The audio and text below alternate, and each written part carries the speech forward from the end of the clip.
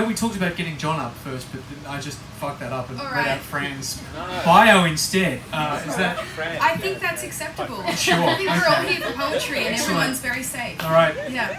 In that Okay, case... huge round of applause for Francis.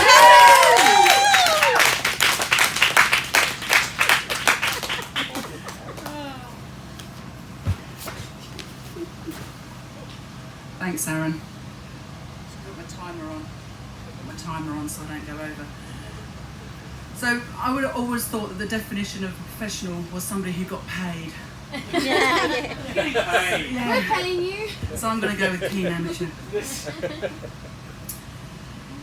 Cordially invited. You are cordially invited to afternoon tea.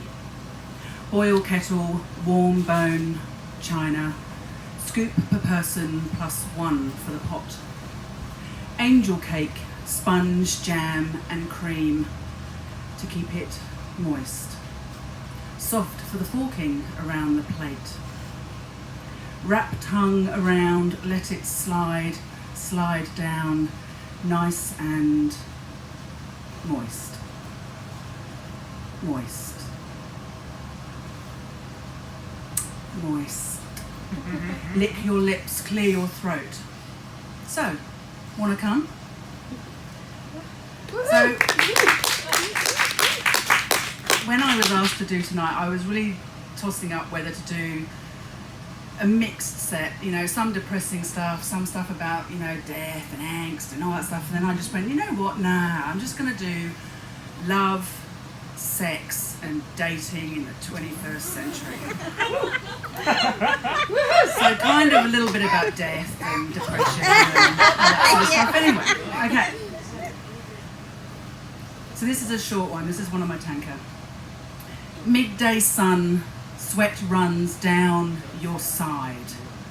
Let me drink this nectar. That was about a beer that I had. Hell yeah. It was really good. And these are very much, you know, just out of curiosity, who by a show of hands is currently on the dating scene? Oh, I feel very lonely. Right. So these ones may resonate, those of you that are on the dating scene, especially if you are on any of the dating apps. Asked straight up, do you want to fuck? I considered long and hard.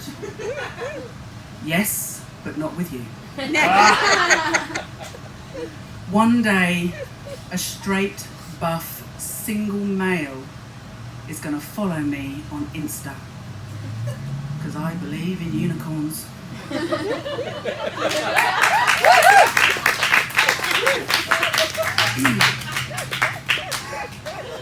So this one I wrote a while ago, but still very true, and I could probably now have a list of about 116.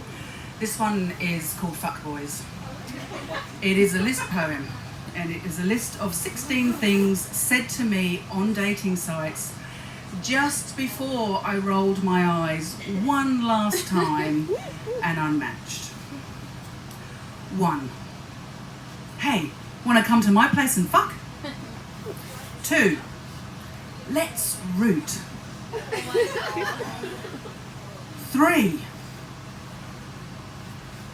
Here's a picture of my cock. Oh my god. 4. I guessed right. You are an uptight, frigid bitch. Number 5.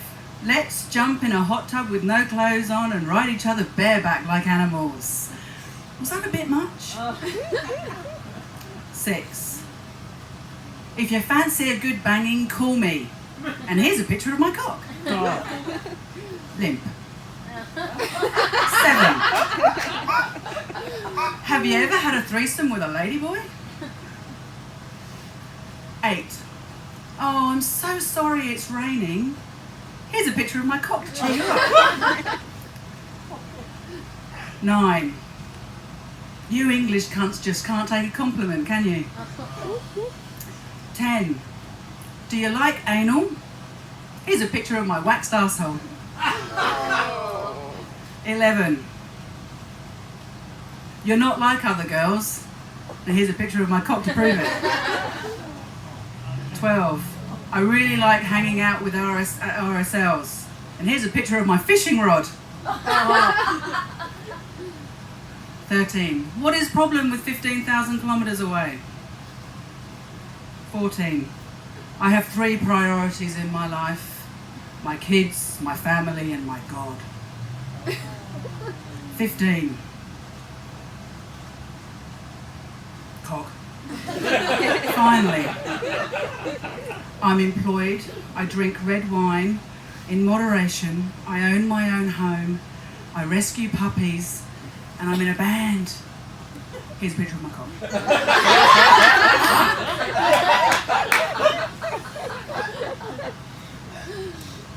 In a way, that's also a found poem. He looks into my eyes longingly, musters the courage. May I have the last piece?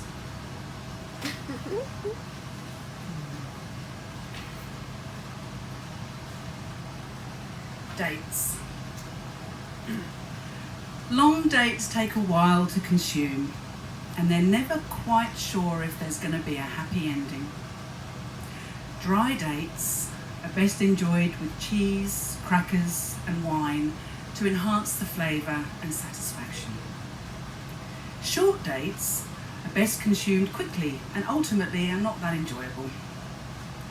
Bitter-sweet dates are perfect when they first touch the tongue and feel you leaving a little tart. Bad dates are just that bad. Everything about them leaves a nasty taste. Sticky dates, the sweetest of all, leaving your fingers viscid, lips licked and body yearning. Date dates are the meeting of 2 people with the intention of forming a lasting relationship.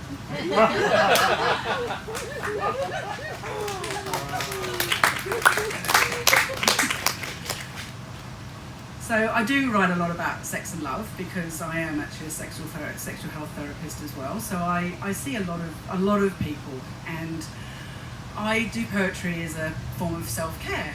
And one of the things I do, apart from attending Slambooree pretty much every month, last Friday of the month, Going Cafe, I also go to that poetry thing that happens on a Monday night every Monday night at Smith's.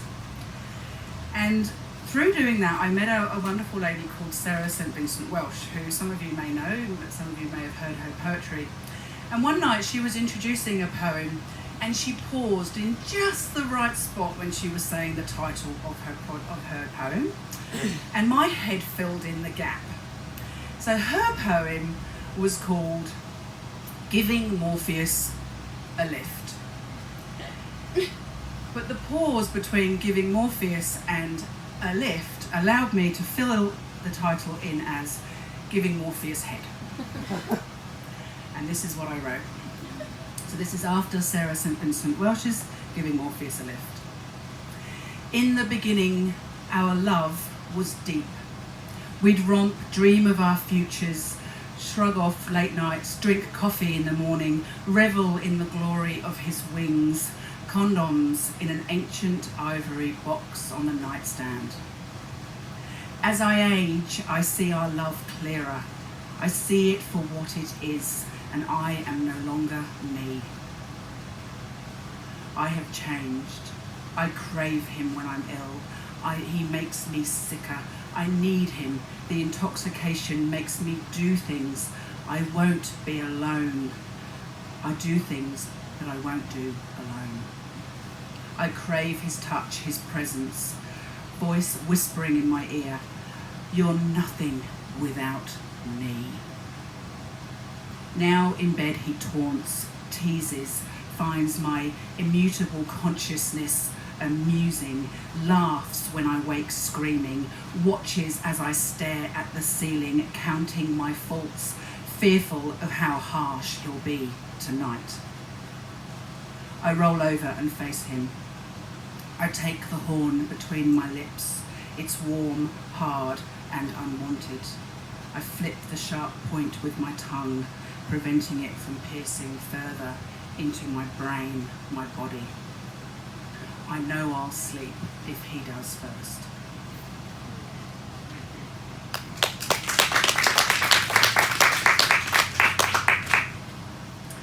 And just changing a little bit, there's I've sort of become a bit known at that Smiths, at the thing at Smiths, as lowering the tone. Quite serious bunch at that one sometimes, so I like to sort of just mix it up, and they never quite know what they're going to get. And this is one of them. It's called In the Corner. Look at you in the corner, all dusty and forlorn, abandoned years ago in favour of a bright, new, shiny object. She never looked as good as you in red enamel and black leather, never sparkled, never hummed for me, never moaned. She never took me to the stars, although we did lie under them, drank wine, ate cheese, and laughed. I needed my wits. I dined on cheeseburgers at roadside cafes, marvelled at the wonders we'd seen. She'd never understood why I would chuckle at dead roos, remembering the first time, the smell assaulting my senses, eyes watering, you, unaffected, the champ that you are. She would screw up her nose and call me heartless. Me, heartless. Yet it was always I that would stop and check pouches of the freshly killed. Remember that time, my sweet, when we rode with that velvet tucked down my front. We dropped it in an Yvette and carried on searching for more, that wild calling. But I've known for a long time that danger is close. I can't believe she never found you. It's not like I hid you well. I know she wouldn't approve. You sitting in the shed at the bottom of the garden, collecting dust, slowly decaying, under a tarp, bound with oily rope. I really must hide the bodies better.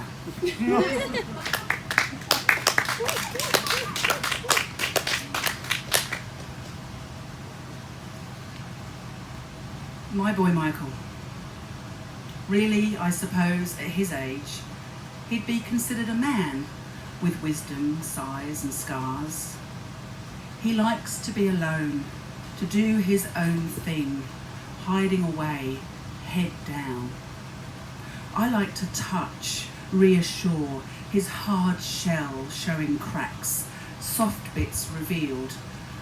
With closeness, instinct kicks in, a mark to be left. He's a squirter.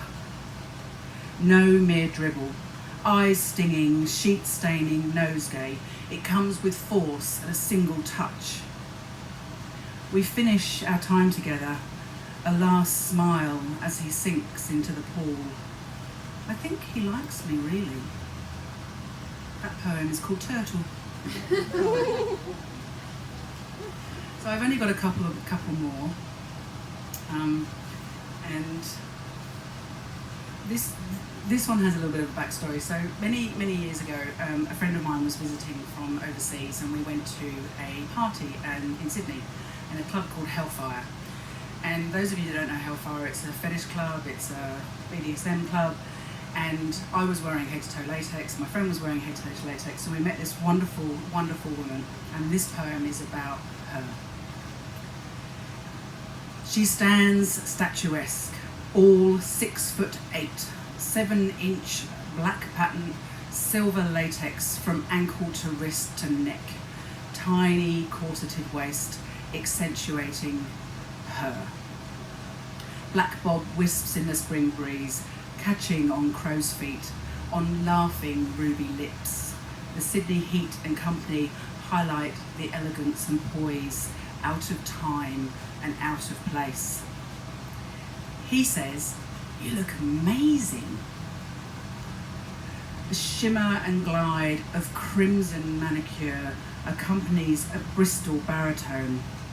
Rubber 55, I'm smooth all over. Completely killed the illusion. And my final one is called Let's Talk About Erections. They can be magnificent. Tall, straight, short, fat, curved, long, leaning, gleaming. I just don't need a picture every time. You're impressed, I get it, understand even, pride in good work, a sense of accomplishment. Your need to share your purpose in life. But I feel I need to cut this off without dampening too much exuberance, acknowledging I see your excitement, bringing you back to reality of what a woman sees when you send those photographs. It's just an extension.